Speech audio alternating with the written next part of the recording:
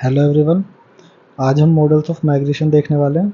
तो model of migration में तीन मेजर मॉडल्स हैं: Lewis model, Fei Ranis model, Harris Todaro model. तो आज की वीडियो में हम लुईस मॉडल समझेंगे।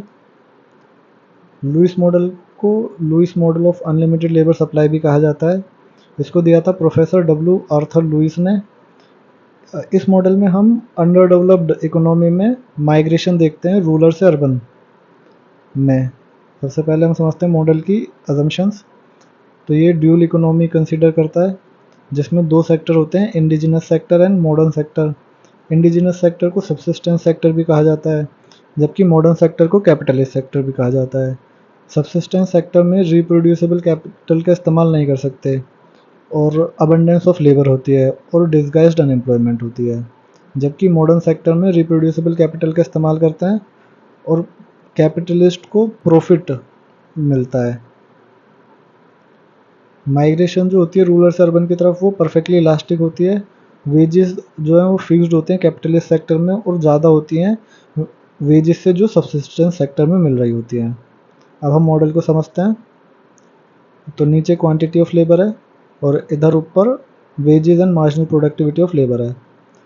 ए जो है वो रिप्रेजेंट कर रहा है जो वेजेस सबसिस्टेंस सेक्टर में मिल रही हैं, और W1 रिप्रेजेंट कर रहे हैं वेजेस जो कि मॉडर्न सेक्टर में मिल रही हैं।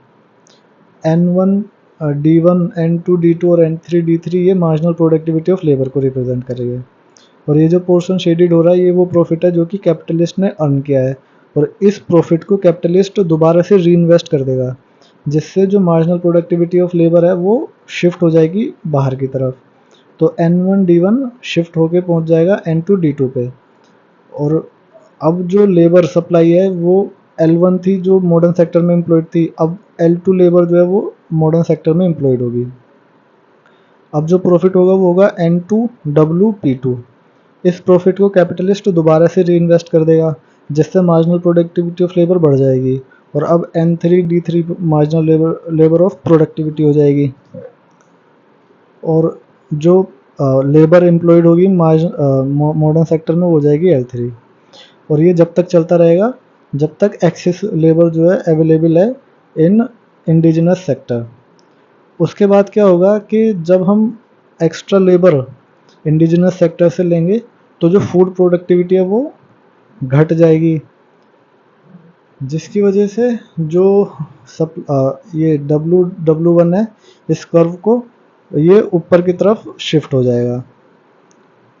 यही मॉडल है जो रूरल अर्बन माइग्रेशन बताता है। अब इसकी क्रिटिसिज्म समझते हैं। जो वेज रेट है वो कांस्टेंट नहीं होती कैपिटलिस्ट सेक्टर में।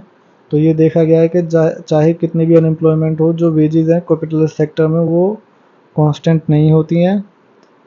और जो कैपिटल एक्यूमुलेशन है वो अगर लेबर सेविंग हो गई तो मॉडल फेल कर जाएगा। तो जैसे कि हम देख रहे हैं कि अगर जो ये ग्रीन कर्व है ये मार्जिनल प्रोडक्टिविटी ऑफ लेबर बता रहा है, और अगर ये शिफ्ट होके ये येलो वाला कर्व हो जाए जिससे कि लेबर सेविंग हो जाए, तो उस केस में लुईस मॉडल फेल हो जाएगा। तो लुईस ने माना था कि जो स्किल्ड लेबर है वो टेम्पररी बोटलनेक है, यानी कि जो लेबर इंडिजिनस सेक्टर से मॉडर्न सेक्टर में शिफ्ट हो रही है उनको हम ट्रेनिंग और एजुकेशन देके स्किल्ड बना सकते हैं, जबकि ये इतना आसान नहीं होता। ये वन साइडेड थ्योरी है जो कि सिर्फ सप्लाई ऑफ लेबर की बात करती है। जो मोबिलिटी है लेबर की वो इतनी आसान नहीं है जितनी आसान इस मॉडल में एज्यूम की गई है। और marginal productivity of labour rural sector में जीरो माना गया है, जबकि रियलिटी में वो जीरो नहीं होता। Thank you.